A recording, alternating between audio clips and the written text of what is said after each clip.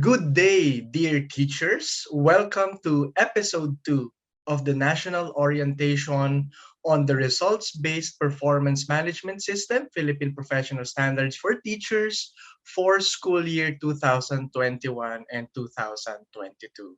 Again, welcome. Last time we watched episode 1 of this national orientation and we were able to take a quick look on the RPMS through the years. Anyway, I am Mikkey Tuazon, a project officer from the Philippine National Research Center for Teacher Quality. RCTQ is an office based at the Philippine Normal University, and we are working with DepEd BHROD, or our Bureau of Human Resource and Organizational Development, in the implementation of RPMS for this school year. Prior to my stay as project officer at RCTQ, I also used to teach in the public school here in Pasig City at the National Capital Region. So episode 1 last time really gave me an exciting overview of RPMS through the years. And today, I am very honored to present to you our episode 2, where we will discuss the tools for this school year. So let me show you my screen, because this morning we will be discussing an in-depth look into the 18 PPST indicators. I hope I'll be able to give you a comprehensive discussion on the indicators and MOVs for proficient and highly proficient teachers and teacher broadcasters. So if you are a regular teacher, also as a part-time teacher broadcasters, this episode is for you. But if you are a full-time teacher broadcaster, later on we will be having a part 2 of this episode. So watch out for that. This morning, this episode, we will be discussing the following. Again, we will be discussing the RPMS tools for proficient and highly proficient teachers, specifically for our regular teachers. And later on the second part, for our teacher broadcasters. Also, at the end of this episode, we will be talking about the alternative classroom observation for you as stipulated in the DepEd Memorandum 4 series of 2022. Are you ready to have an in-depth look into the 18 PPST indicators? If you are, type in the comment section, I am ready. And you are also encouraged to write your questions on our comment section. Again, feel free to ask us questions. So let us now proceed to the comprehensive discussion on the indicators and MOVs for proficient and highly proficient teachers and teacher broadcasters. Let me start our episode today by telling you the scope of the school year 2021 to 2022 indicators. This covers both our regular teachers and our full-time teacher broadcasters.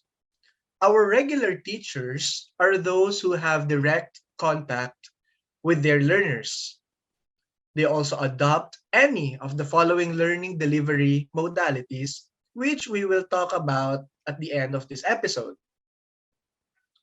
On the other hand, this episode will also cover our full-time teacher broadcasters, or those with official reassignment orders to the central office. These are teachers who have no direct contact with students and deliver their lesson through TV-based, radio-based, and/or DepEd teleradio. They create and contextualize videos, lessons, and radio-based instructions. So if you are now ready, let us now proceed to our RPMS tool for proficient and highly proficient teachers. Ready your pens, your papers, and your keyboards as you type in your insights and comments and questions, and even your thoughts to our comment section. So let's proceed. On your screen now is the summary indicators for proficient teachers for both regular teacher and full-time teacher broadcaster.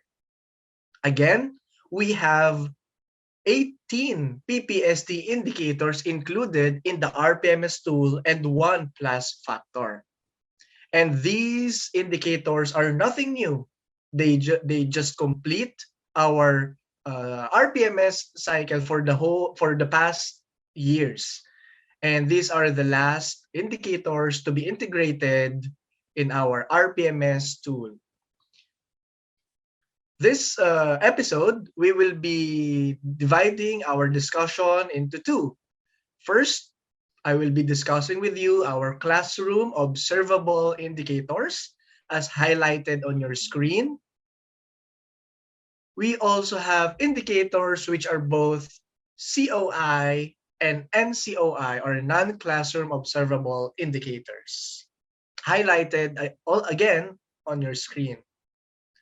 And lastly, our non-classroom observable indicators, those without any highlights. So you are seeing now the summary indicators for proficient teachers. Are you ready? If you are, let's proceed.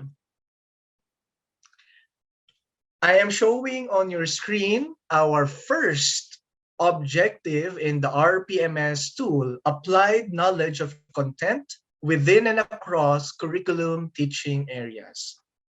And this objective has been with you for the past several years when we integrated PPST to the RPMS, because we believe that this objective, the application of knowledge of content within and across curriculum teaching areas, is really important. That's why our means of verification here is through classroom observation. So let's read our MOV, Classroom Observable Tool Rating Sheet or Inter-Observer Agreement Form from number 1, an observation of synchronous teaching, whether it's from limited face-to-face teaching, online teaching, or two-way radio instructions. But if option 1 is not available or if not possible, we go to option 2, an observation of a recorded video lesson or audio lesson that is SLM-based or MELC aligned. But if option 1 and option 2 remain unavailable or not possible, we can move to option 3, an observation of a demonstration teaching via lab. And this is primarily available for our teachers who do modular approach. As you can see in the notes below, for modular approach, demonstration teaching via lab must reflect the teaching learning process in the said modality. The MOV shall also be complemented with any annotated document, such as the module, a screenshot of instant messaging, a note or notes showing instructions, or even a narrative to indicate occurrence of follow-through, monitoring, and etc. So these are our MOVs. And let me just remind you, this is not a laundry list of what you can choose or anything that you'd like to take from any of the MOVs. It is sequential po, no? If you go first with option 1, and if it's not possible, you move to option 2. And if option 1 and option 2 remain unavailable, you go to option 3. Now we discuss the performance indicators for this objective.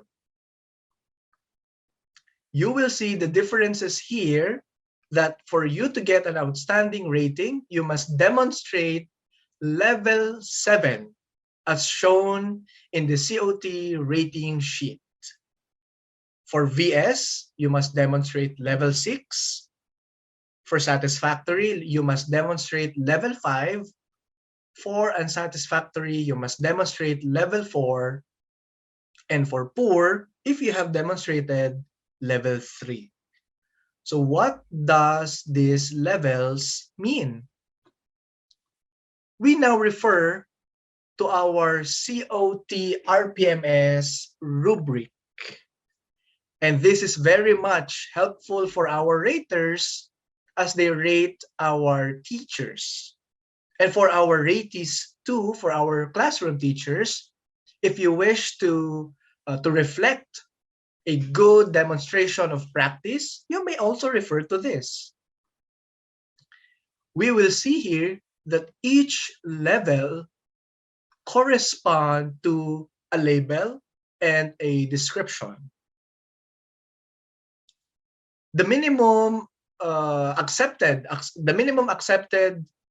practice for our proficient teacher is level 6 or consolidating, where we see that the teacher uses well-connected pedagogical aspects of the indicator that consistently are aligned with student development and support students to be successful learners.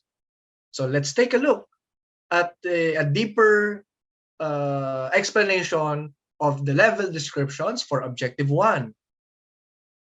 As we see here again, application of knowledge of content within and across curriculum teaching areas. How do we say that a teacher demonstrated level 7 or level 6, 5, 4, or 3? Let's see here. Let me read you, for instance, level 7.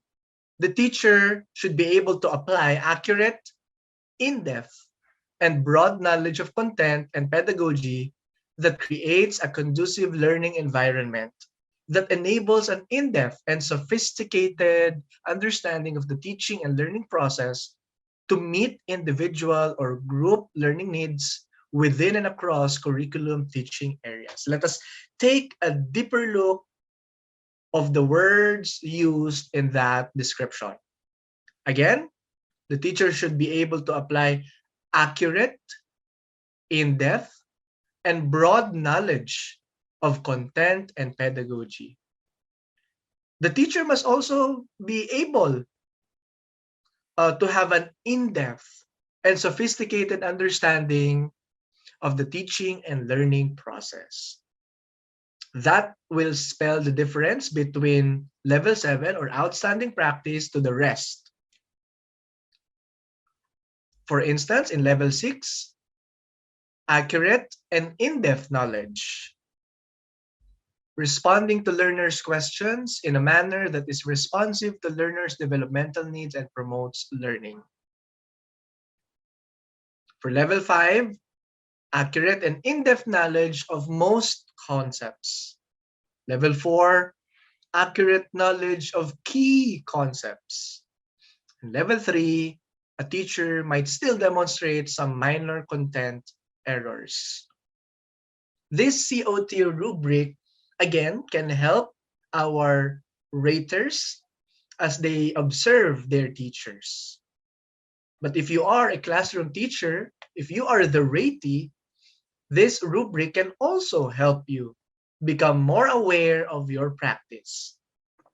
The features of practice there can also help us visualize what kind of outstanding practice this rubric looks for. So that's it for our Objective 1, for our first classroom observable indicators. You are seeing here on your screen another classroom observable indicators. This one, displayed proficient use of mother tongue, Filipino, and English to facilitate teaching and learning. And it follows the same set of MOVs and performance indicators. Let's take a look at the COT rubric. Do we mean that a teacher must be able to speak all languages, or at least mother tongue, Filipino, and English? Not necessarily, because as we look at this document, it's not the number of language present inside the classroom, but rather the level of proficiency a teacher can display, as well as its contribution to the facilitation of the teaching and learning process. For level 7, the teacher must display advanced high sub-level proficiency in the use of mother tongue and or Filipino and or English. And take note, the use of these languages must be able to extensively facilitate teaching and learning, including probing questions and feedback. As we read through the practices from level 6, 5, 4, and 3, we will see their differences.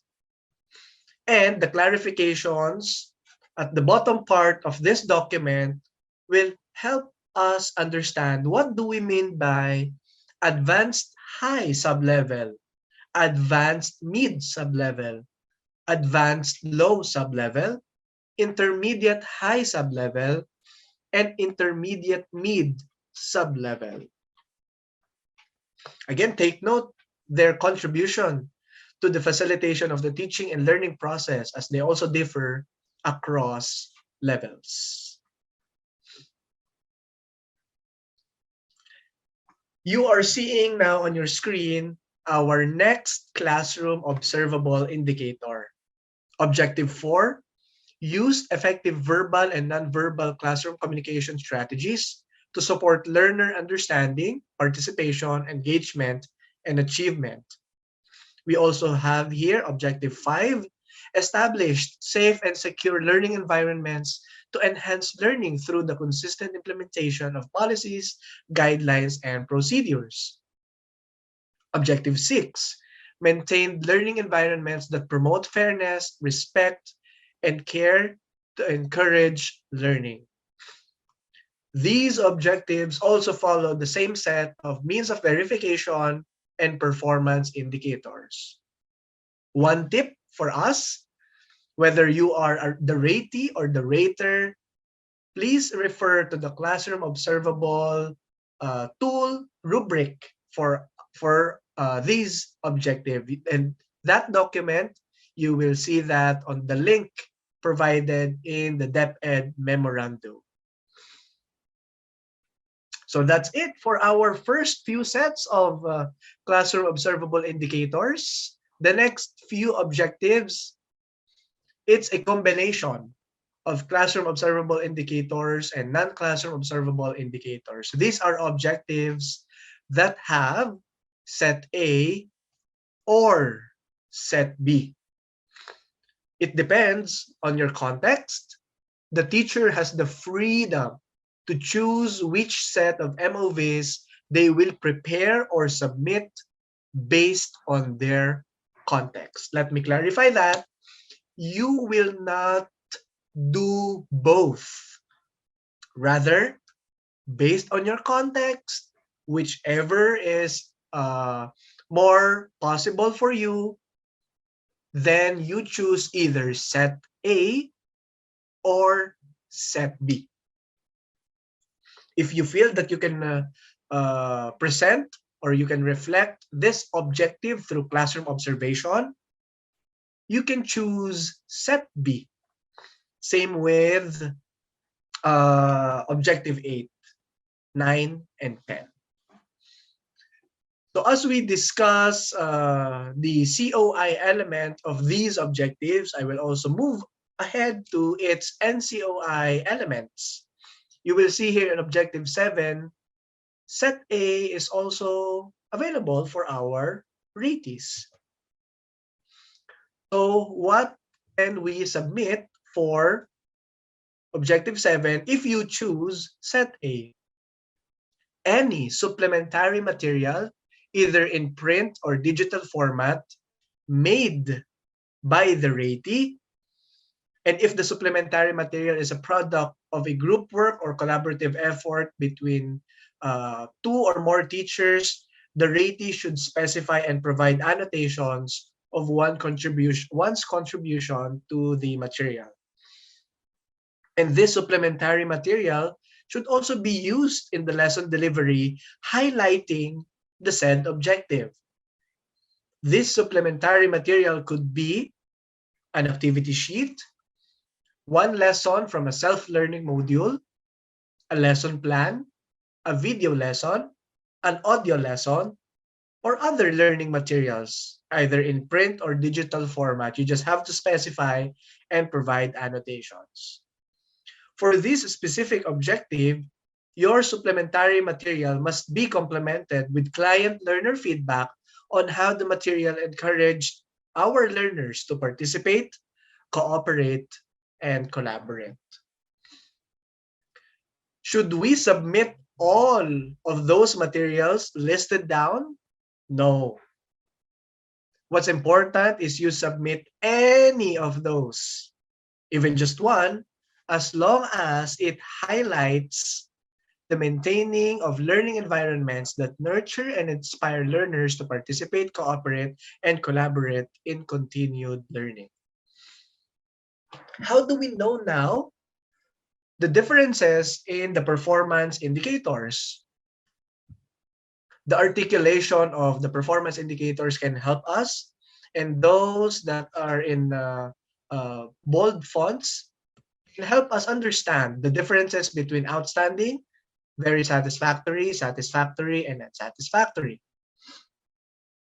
To get an outstanding rating, we should be able to reflect on our supplementary material that we were able to provide effective and varying learning opportunities that are well aligned with the learning goals and features all elements of collaborative learning.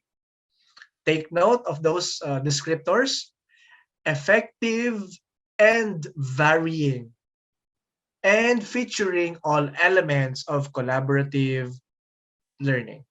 What are those elements of collaborative learning? The note below can help us. Elements of collaborative learning could include positive interdependence, individual accountability, and shared authority in assessing and facilitating one's learning. For VS practice, you will see there that while learning opportunities are effective, they may not necessarily be varying. But these learning opportunities still engage our learners to participate, cooperate, and or collaborate in continued learning.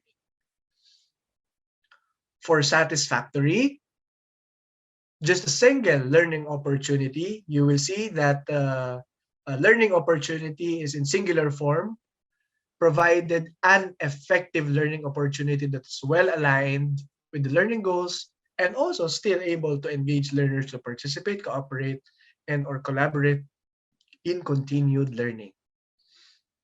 For unsatisfactory, it could be learning opportunity or learning opportunities, but it is or they are partially aligned with the learning goals and only somehow engages learners to participate, cooperate, and or collaborate in continued learning. So at this point, we were also able to take a glimpse on how NCOIs, how objectives with NCOIs articulate their performance indicators. Just another tip, kindly read through the words that are in bold and also the notes below each table. Objective 8 also follows the same format. If you are confident to display it through classroom observation, you may do so. But if you wish to reflect it through a supplementary material, you can also do that. But at this point, uh, your supplementary material can already suffice even without the client learner feedback. Again, you will see there the differences in the performance indicators for this objective. Objective 8 applied a range of successful strategies that maintain learning environments that motivate learners to work productively by assuming responsibility for their own learning. For Objective 9, designed, adapted, and implemented teaching strategies that are responsive to learners with disabilities, giftedness, and talents. You also have two choices.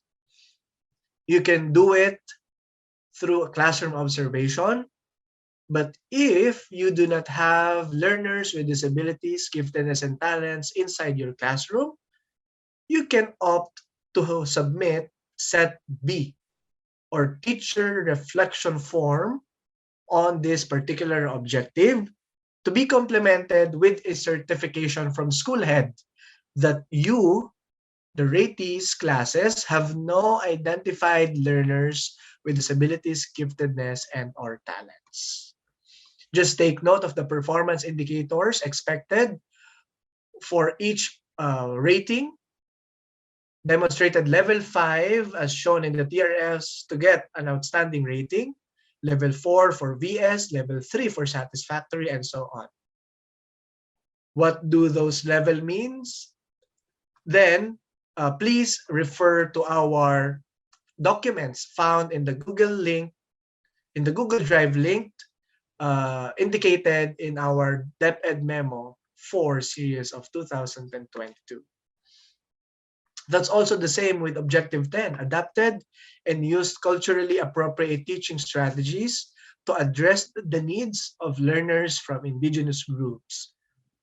If you can display that through classroom observation, choose Set A.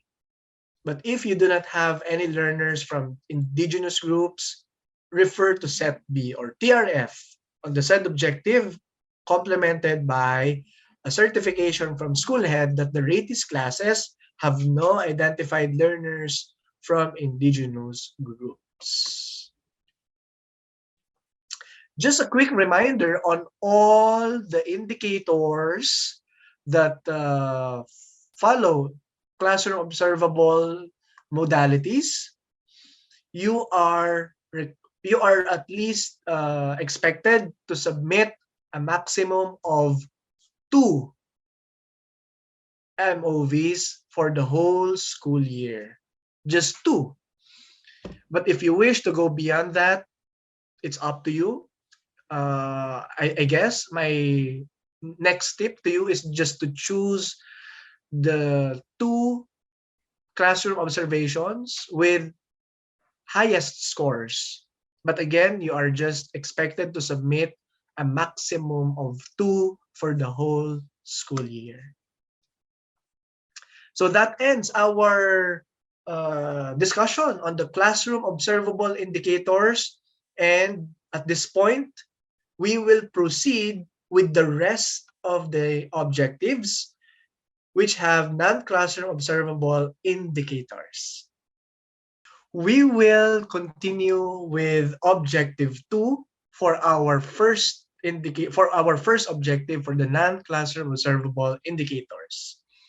Objective 2 reads, use research-based knowledge and principles of teaching and learning to enhance professional practice. What do we mean by research-based knowledge? You can take a look at the notes below the table. What do we mean by principles of teaching and learning? It's also there. So the notes below each table can help us understand our objective, our MOV, also our performance indicators. So what is the MOV for this particular objective?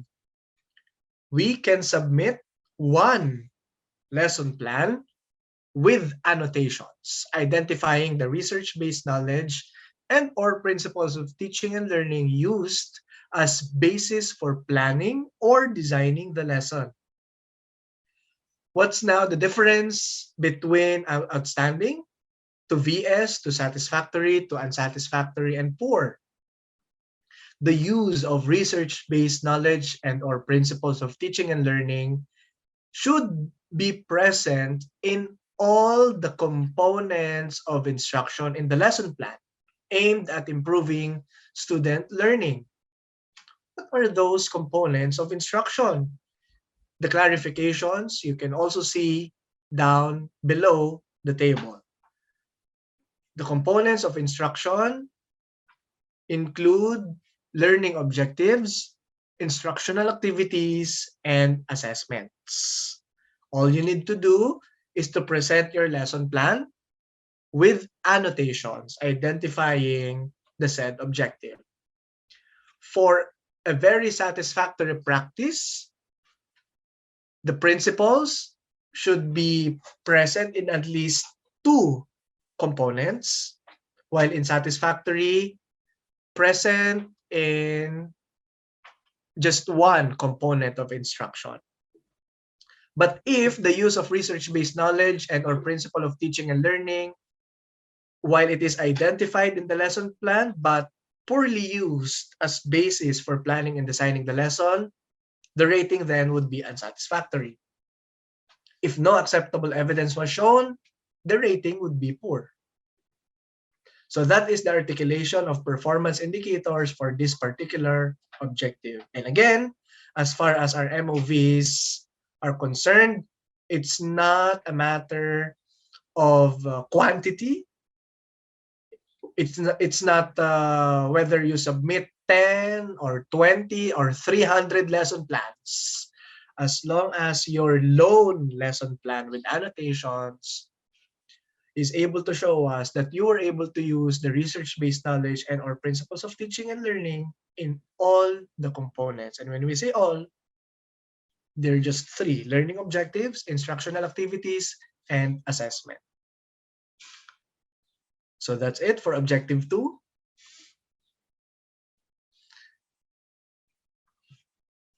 Our next non-classroom observable indicator is objective 11. It says here, adapted and implemented learning programs that ensure relevance and responsiveness to the needs of the learners. Your performance in this particular objective will be based on your presented MOV. We see here that there are 4 MOVs. Number 1, MOV1, proof of evaluation on the implementation of the adapted contextualized learning program. MOV2, progress report on the implementation of the adapted or contextualized learning program. MOV3, accomplishment report, completion report, or technical report on the implementation of an adapted or contextualized learning program. And MOV4, action plan, activity proposal, or activity matrix that shows an adapted or contextualized learning program. Does this mean that we have to submit all 4 documents or all 4 MOVs? Not necessarily, because when we take a look at the performance indicators, MOV1 is directly reflecting your outstanding practice because you were able to reach this level. You were able to evaluate the adapted and contextualized learning program. And you will not reach this point unless you planned for it, you implemented it, and you monitored its progress. So this is about your progress as far as the adapted or contextualized learning program is concerned. So, but what are learning programs? Again, the notes below will tell us that these are organized or sequenced set of strategies, activities, and tasks that affect learning that may include but not limited to literacy programs, numeracy programs, strategic intervention materials, enrichment programs, remediation programs, intervention modules, ALS modular programs, SPED individualized education programs, among others. So there could be others. A group of teachers or an entire school may even collaborate on a learning program. Just be sure to annotate your contribution to it. And as far as MOV1 is concerned, maybe you are worrying here who could be the evaluator of your learning program. It says here that the implementer or implementors themselves may also evaluate the effectiveness of their adapted or implemented learning program. What about the evaluation tools?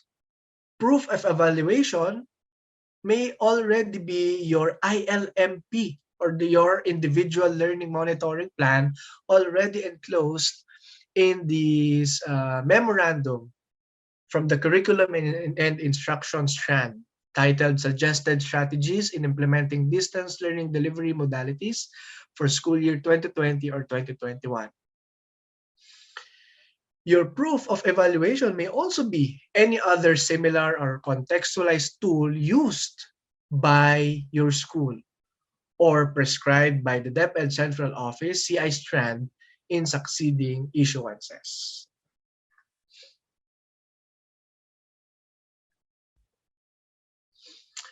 For Objective 12, utilized assessment data to inform the modification of teaching and learning practices and programs. This objective also follows the same logic with Objective 11. All you need to do is to submit a list of identified least or most mastered skills based on the frequency of errors or correct responses with any of the following supporting MOVs. For MOV1, accomplishment report for remedial or enhancement activities, this particular supporting MOV will reflect your outstanding practice because you were able to implement a teaching and learning strategy or program using materials based on learners' assessment data as evidenced by your main MOV, which is the list of identified least and or most mastered skills. For supporting MOV number 2, or your intervention material used for remediation or reinforcement or enhancement, this reflects your very satisfactory practice because you were able to develop materials based on learners' assessment data as evidenced by your main MOV and this particular supporting MOV.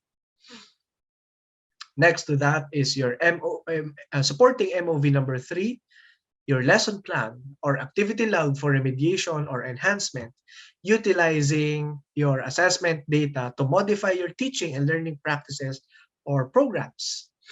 You'll get a satisfactory rating because at least you're able to plan for a teaching and learning strategy and or program based on learners' assessment data.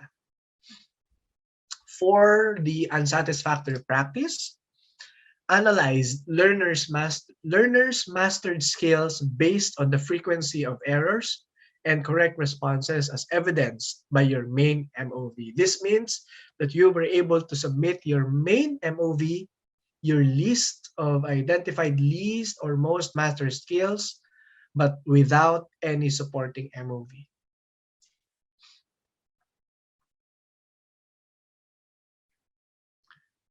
For Objective 13, maintained learning environments that are responsive to community contexts, we have here another set of means of verification. But again, MOV1 correspond to your outstanding practice, MOV2 to VS practice, MOV3 for satisfactory practice, and MOV4 for unsatisfactory practice. The notes below will help us understand the meaning and the intent of this particular objective. When we talk about learning environment, this is the classroom and other physical learning areas, even outside the classroom. For community contexts, these refer to situations and all the circumstances in which learners learn from instruction. And when we talk about community and or wider school community, It refers to both internal and external stakeholders. This particular objective refers to classroom and school programs, projects, and activities that enrich the learning environment and the wider school community's engagement in the educative process. That's why in MOV1, when you submit an accomplishment report of a program, project, or activity, this directly reflects an outstanding practice because you were able to collaborate with the community stakeholder. But if you only reached the point where you were able to develop program, project, or activity plan, you get a very satisfactory rating because at least you were able to plan with this community. You were able to plan with the community stakeholders a PPA that maintains a learning environment responsive to community contexts. MOV3, at least there's a minute or minutes of consultative meetings, you get a satisfactory rating.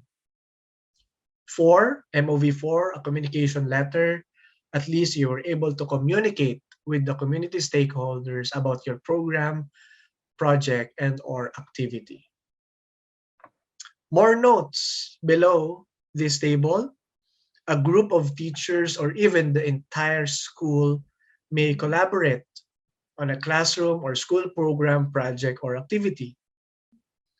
And there are also sample activities here that can foster an engaged community in student learning. So read through these notes and you will be able to reflect a high level of practice for this objective.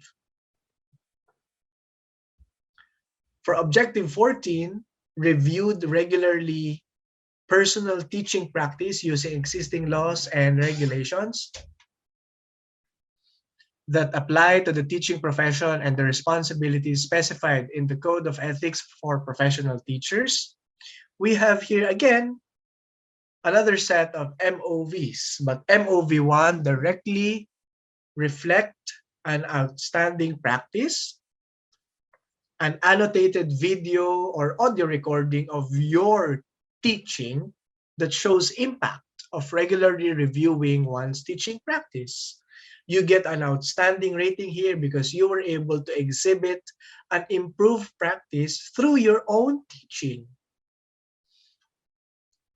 But for the very satisfactory rating, an annotated teaching material, whether it's a lesson plan, an activity sheet, assessment material, or any others that shows impact of regularly reviewing one's teaching practice. You get VS because you were able to exhibit an improved practice. It may not be through your teaching, but at least through your teaching material. For MOV3, professional reflection notes as outputs from participation in review of personal practices in 4 quarters, you get a satisfactory rating, and teachers are expected to submit personal notes in at least 4 quarters. But if you are a senior high school teacher who follow a semestral structure, the note below tells us that this particular MOV will be at least 2 reflection notes per semester. And lastly, for MOV4, proof of attendance with date in your LAC session or coaching and mentoring session for the review of personal teaching practice. If you are able to at least submit this proof of attendance, you get an unsatisfactory rating. So again, it's up to us what level of MOV we're ready to submit. I hope that we get to reflect our impact, the impact of regularly reviewing one's teaching practice in our teaching so that we get an outstanding rating here. Objective 15, complied with and implemented school policies and procedures consistently to foster harmonious relationships with learners, parents, and other stakeholders. Again, the performance here will be based on your presented MOV. If you're able to reach the point where you get to produce your proof of participation or involvement in a school community partnership for the implementation of a school policy or procedure, you get an outstanding rating because you were able to sustain engagement with the learners, parents, guardians, and other stakeholders through school community partnerships. But if you were only able to produce minutes of parent-teacher conference or stakeholders meeting about an implemented school policy or procedure, but with proof of attendance, you get a very satisfactory rating. For MOV3, communication letter about an implemented school policy or procedure sent to a parent or guardian, you get a satisfactory rating. But if you only implemented school policies and procedures without communicating and consulting them to your learners, parents, or guardians and other stakeholders, you get an unsatisfactory rating.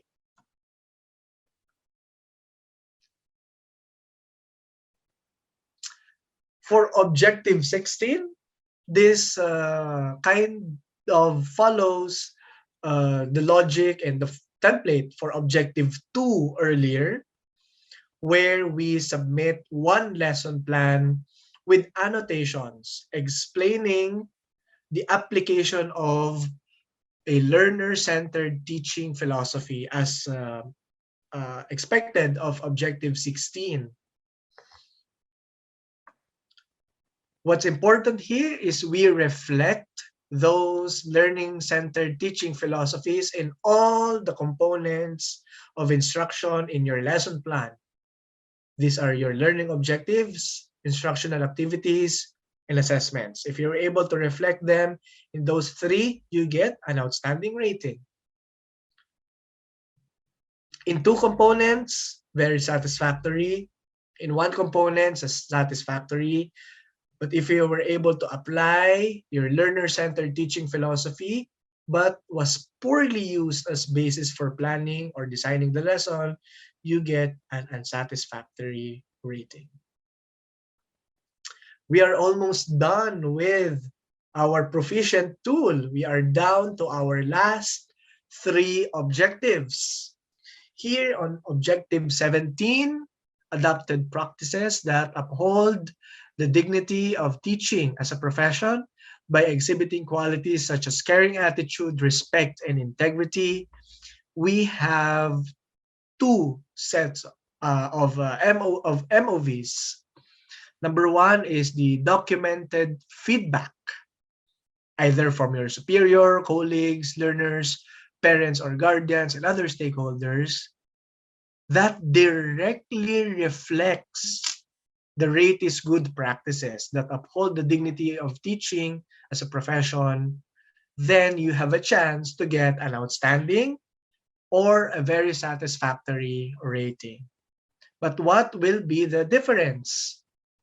If you were able to get a documented feedback or an affirmation from different school stakeholders, either one superior, one colleague, one learner, or probably three parents, as long as it came from different school stakeholders, you get an outstanding rating. It says here, no, as evidenced by at least two MOV number one.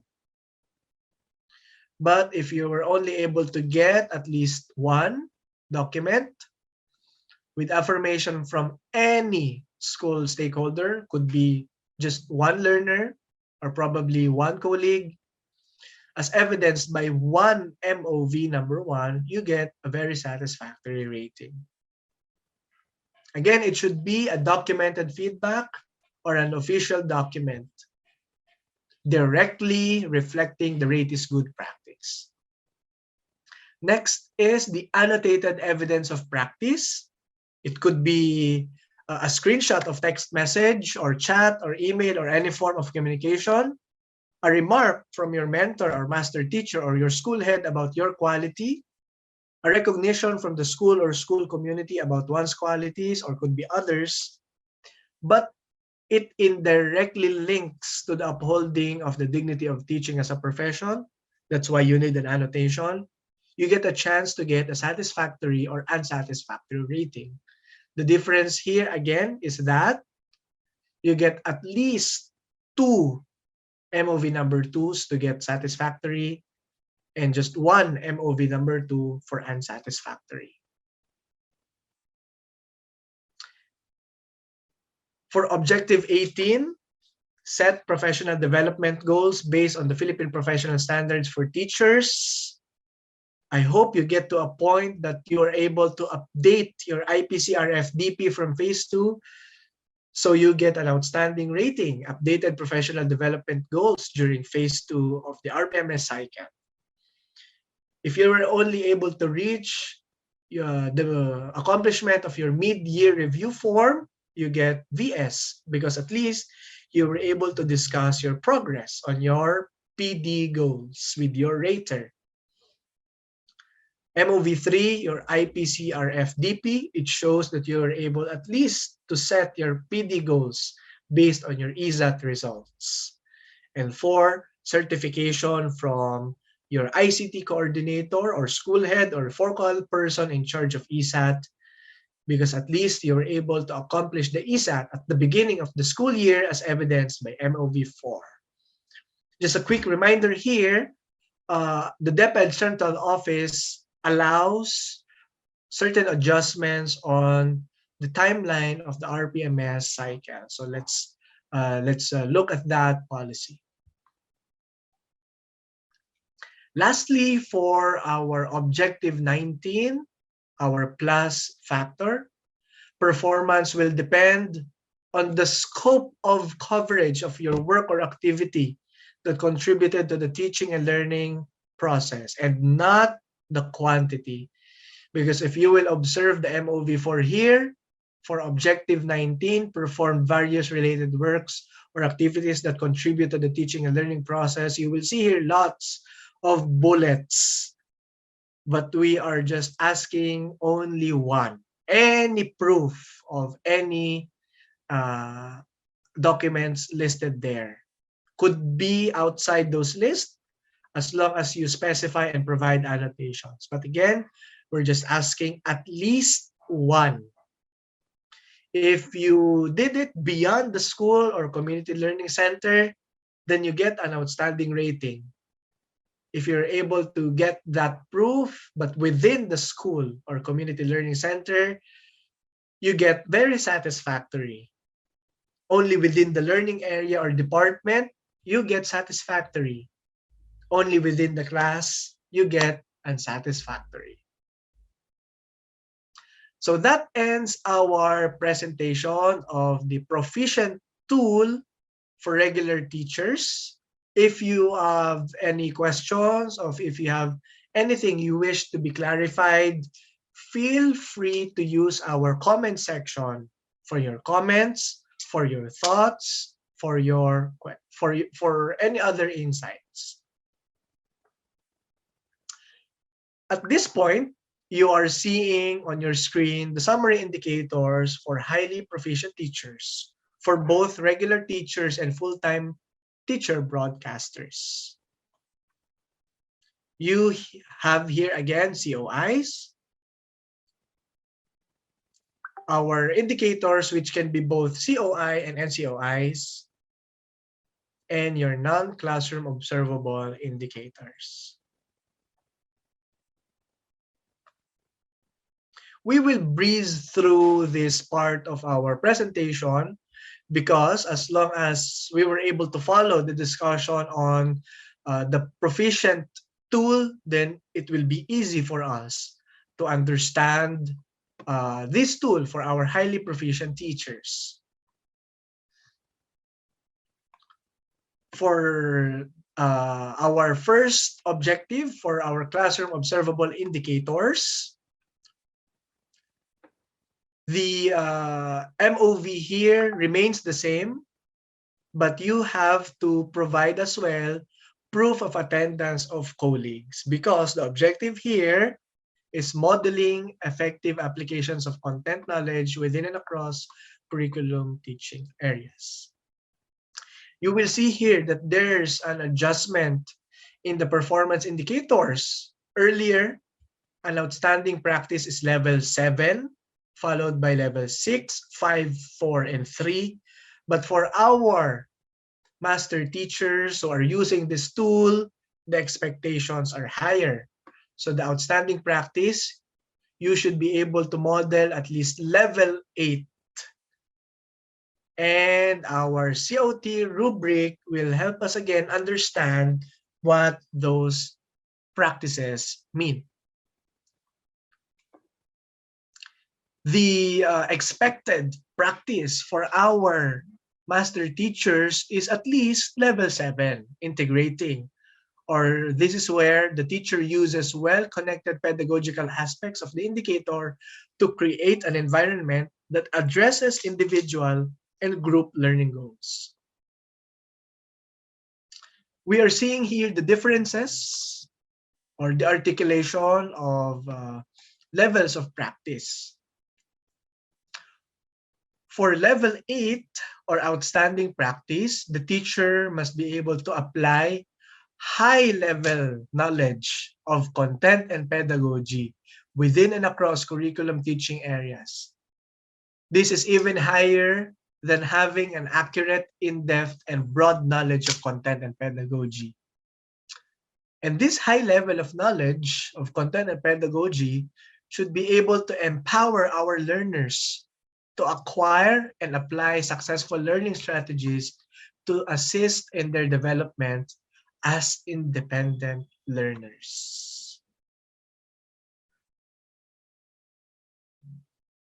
You're now seeing here the differences between each level.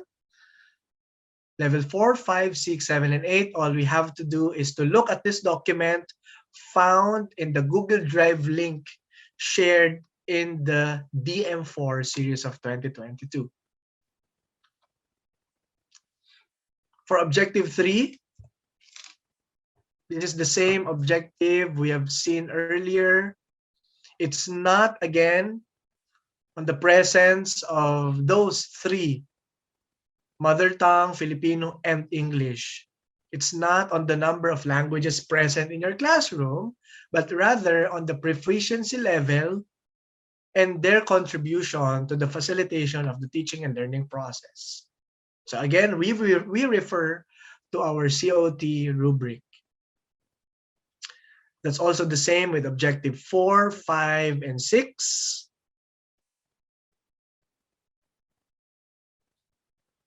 And for objective 9 and 10, where we have again 2 sets of MOVs. If you can show it through classroom observation, you may do so. But if your class does not have any learners from this particular group of learners, then you go with set B or your teacher reflection form, as long as it is complemented with a certification from your school head that your class has no identified learners. If it's objective 9, you have no identified learners with disabilities, giftedness, and or talents. For objective 10, your class has no identified learners from indigenous groups. So that's it. That's a quick breezing through our classroom observable indicators for our highly proficient teachers. Now we move forward to our non-classroom observable indicators for highly proficient teachers. For objective 2, we have quite a difference here with the objective 2 of our proficient teachers, because here our objective has now something to do with the evaluation with colleagues on the effectiveness of teaching strategies that promote learner achievement in literacy and numeracy. Your MOV here is any supplementary material made by the ratee and used in the lesson delivery that highlights the objectives. Whether it's an activity sheet, one lesson from an SLM, a lesson plan, a video lesson, an audio lesson, or any other learning materials. You need to complement it though with minutes of FGD with fellow mentors or minutes of coaching and mentoring sessions with your teachers that show the evaluation of teaching strategies that promote learner achievement in literacy and numeracy. The articulation of performance indicators are as follows. For you to get an outstanding rating, you should be able to reflect on your evaluation the adjustments or modification in teaching practices to enhance critical literacy and or critical numeracy skills. But if your evaluation of the strategies only reflect integration of well-connected teaching practices, you get very satisfactory. If your evaluation only reflects consistent application of relevant teaching practices, you get satisfactory. If your evaluation of a strategy or strategies only reflect application of relevant teaching practices, but only in some aspects of the lesson, you get an unsatisfactory rating.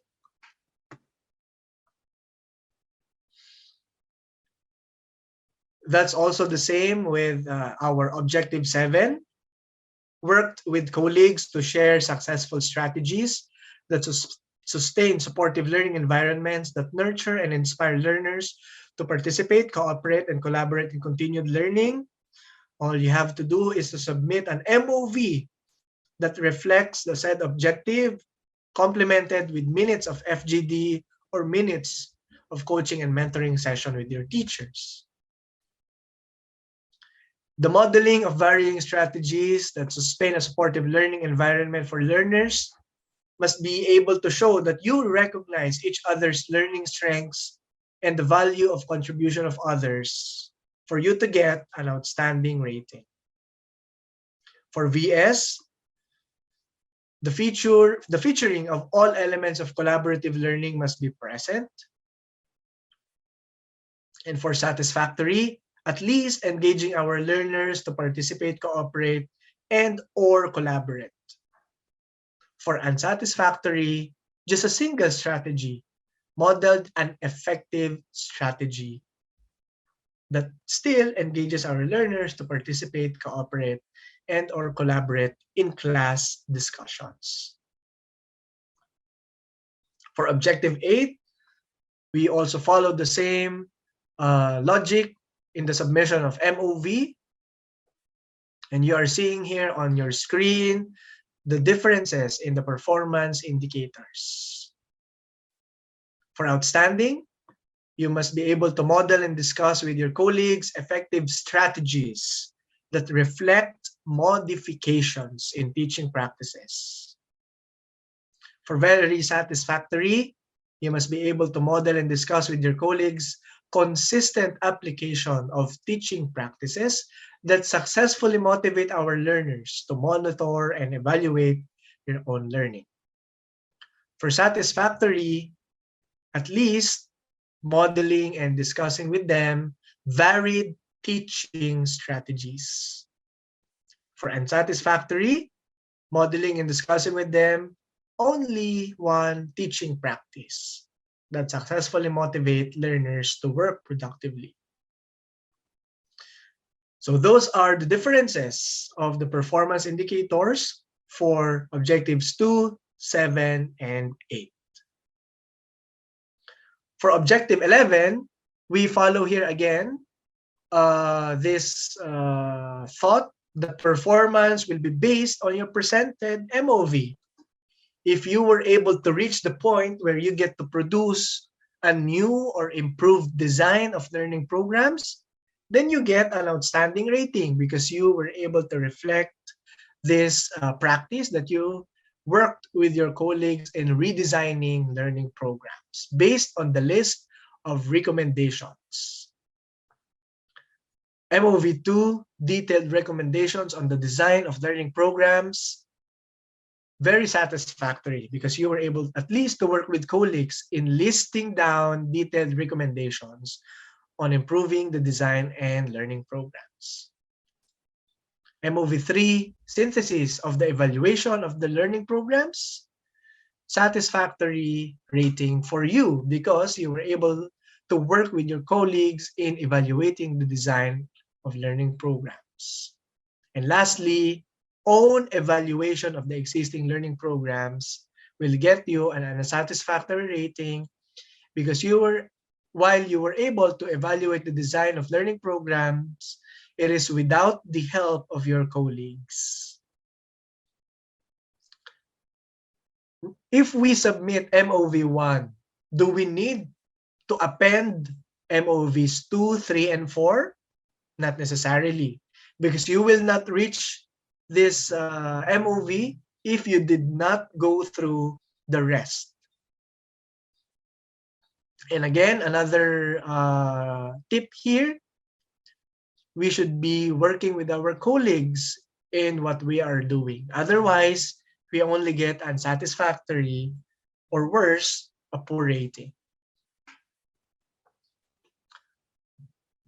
For Objective 12, worked collaboratively with colleagues to analyze and utilize assessment data to modify practices and programs to further support learner achievement, learner progress and achievement.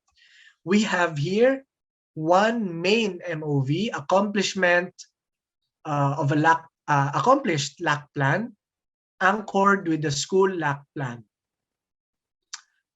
To analyze and utilize assessment data to modify practice and or program to further support learner progress and achievement.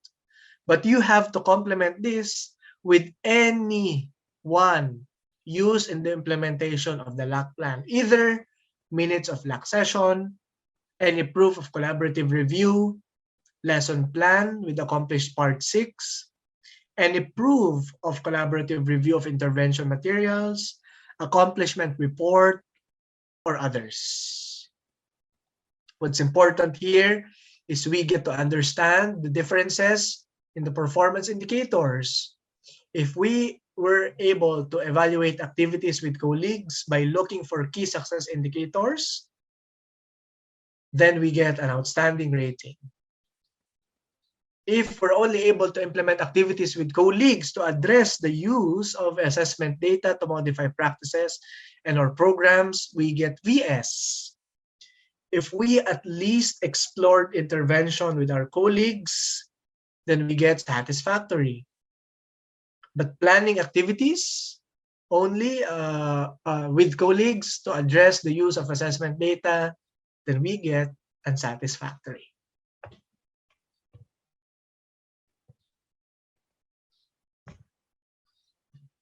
For Objective 13, again, your performance will be based on your presented MOV. If you reach to a point where you get to produce your synthesis of evaluation of a program, project, or activity that maintains the learning environment responsive to community contexts, then you get an outstanding practice. Minutes of consultative meeting with parents or other external stakeholders, you get very satisfactory. Minutes of focus group discussions with teachers, satisfactory. Only a survey on programs or projects or activities, unsatisfactory. Objective 14, discussed with colleagues teaching and learning practices that apply existing codes, laws, and regulations that apply to the teaching profession and the responsibilities specified in the Code of Ethics for professional teachers. We have here sets of MOVs.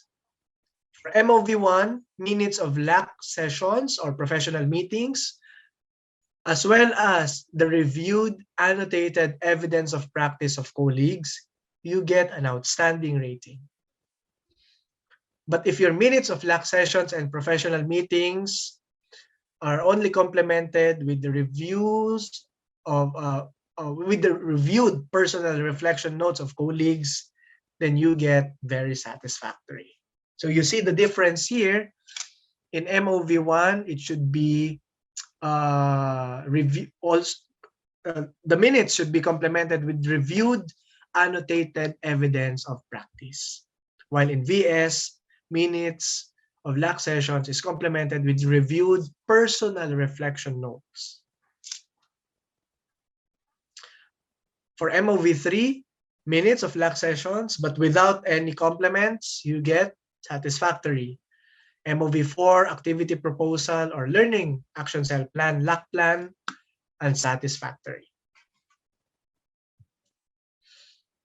For objective 15, MOV1 is evaluation report on the implementation of school policies, procedures, or minutes of subject area or grade level meetings or professional meetings on evaluating school policies and procedures. You get an outstanding rating. MOV2, minutes of subject area or grade level meetings or professional meetings on the implementation progress of school policies or procedures, as long as you get to provide as well at least 2 to show discussions held, you get very satisfactory. Why 2?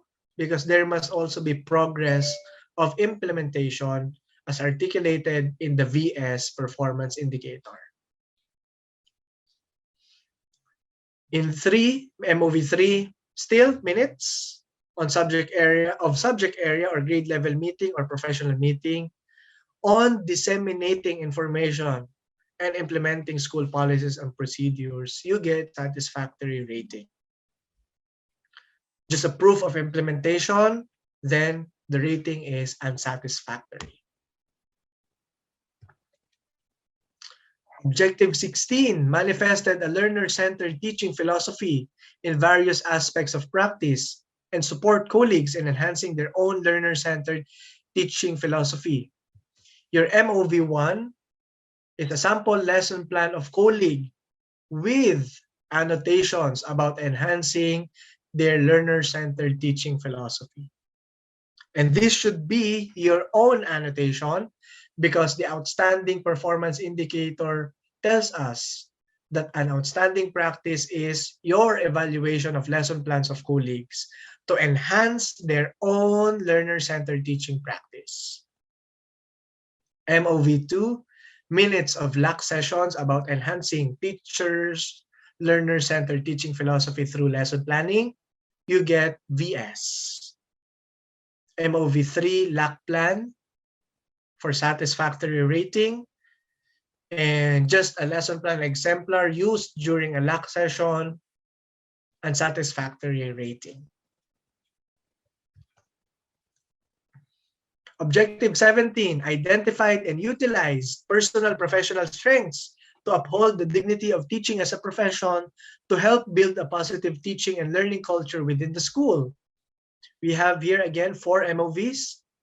Your performance coaching and mentoring form, showing guidance given to teachers and remarks in terms of upholding the dignity of teaching, you get an outstanding rating because you were able to identify and utilize personal and professional strengths to uphold the dignity of teaching as a profession, to help build a positive teaching and learning culture within the school by inspiring unity in responding to potential threats and risks to the school community.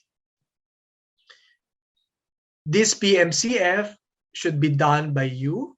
You should be able to write your guidance and remarks to our teachers. MOV2, documented feedback from your superiors, your colleagues, your learners, their parents or guardians or other stakeholders, directly reflecting your or the ratee's good practices that uphold the dignity of teaching as a profession, you get VS.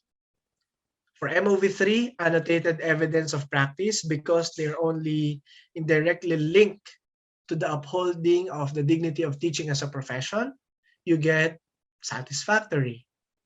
For personal notes on one's personal professional strengths, you get unsatisfactory. Objective 18 reflected on the Philippine Professional Standards for teachers to plan personal professional development goals and assist colleagues in planning and achieving their own goals. This also follows almost the same logic with Objective 18 from the Proficient tool, only that MOV1 corresponds to outstanding, but MOVs 2 and 3 correspond to VS, MOV4 for satisfactory, and MOV5 to unsatisfactory. Again, the DepEd Central Office allows certain adjustments on the RPMS timeline. And lastly, for plus factor, it's not the quantity of your MOVs, whether they weigh 10 kilos of documents, but what we're looking for here is the quality of your MOV. Your performance will depend on the scope of coverage of the work or activity. If your activity goes beyond the school or community learning center, even if you have only one related work or activity presented here, you get an outstanding rating. Within the school, you get very satisfactory. Within the learning area or department, satisfactory. Within your class, and satisfactory. So the real tip here in understanding our proficient and highly proficient tool is really taking good look at the articulation of the MOVs, of the performance indicators, of the notes below each table, and for our classroom observable indicators, our COT RPMS rubric, where there is a descriptor of practice, features of practice, and clarifications on certain phrases and concepts. That ends our discussion on the proficient tool and highly proficient tool for our regular teachers and teacher broadcasters. Before we end our presentation, let me just refresh our mind on the salient points of DM4 series of 2022 as far as alternative classroom observation modalities are concerned. For school year 2021 and 2022, there will be a maximum of 2 classroom observations to be conducted through any of the following, either through synchronous classes, asynchronous classes, LAC session, or limited face-to-face classes. Again, a maximum of 2 classroom observations. If you wish to go beyond this, then this will be up to you. You even have the discretion to choose the 2 classroom observations with the 2 highest ratings. You can do that. But the submission, as far as submission is concerned, we're just looking for at least for a maximum of 2 ratings. The selection of classroom observation shall depend on the adopted learning delivery modality of your school. Later on, we will discuss this in detail. For synchronous sessions, this applies to teachers who will adopt online synchronous learning or two-way radio instruction, regardless of the number of classes and learners. So you can do so through Google Meet or Zoom or two-way radio instruction. This will apply to you. If this option is not possible, then you consider this next classroom observation mode, the asynchronous teaching. This applies to teachers who will adopt online asynchronous learning through video lesson or audio lesson in any of their classes or learners. And this video lesson or audio lesson shall be used in lesson delivery as part of the supplementary materials or as one of the learning materials for online asynchronous learning or two-way radio instruction. Just a reminder here, it is not the same as the video lesson for TV-based instruction or audio lesson for radio-based instruction that the central office or regional office or division office produces.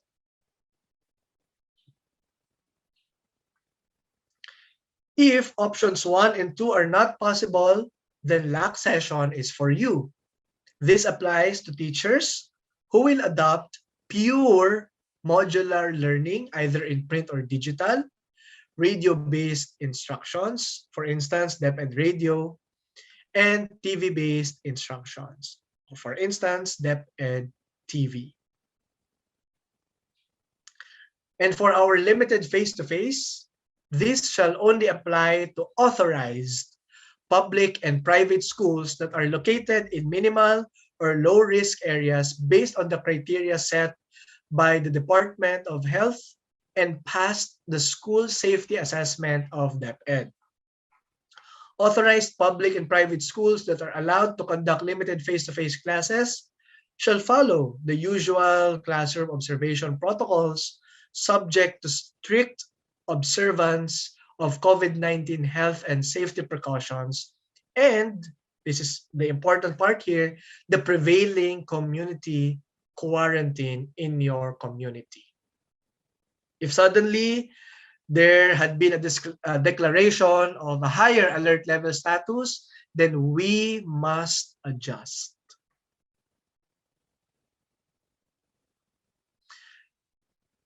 You may access the RPMS PPST tools in the link shown on your screen. You will see here the RPMS tools for our regular teachers, for proficient and highly proficient, for our teacher broadcasters, for proficient and highly proficient, also our classroom observation tools, RPMS rubric, and many more. Note that you need to use your DepEd email address for you to view and download the resource materials. And we will discuss more of these tools in episode 3. Want to know more about the RPMS PPST for school year 2021 and 2022? I encourage you to watch episode 3 on the support materials and frequently asked questions. Again, you are encouraged to watch episode 3 and use our comment sections for your insights, thoughts, and even your questions and anything you'd like to share with us. Thank you so much. And if you have some questions, the contact details of DepEd BHROD and PNU RCTQ are there on your screen. Again, thank you so much and see you on episode 3.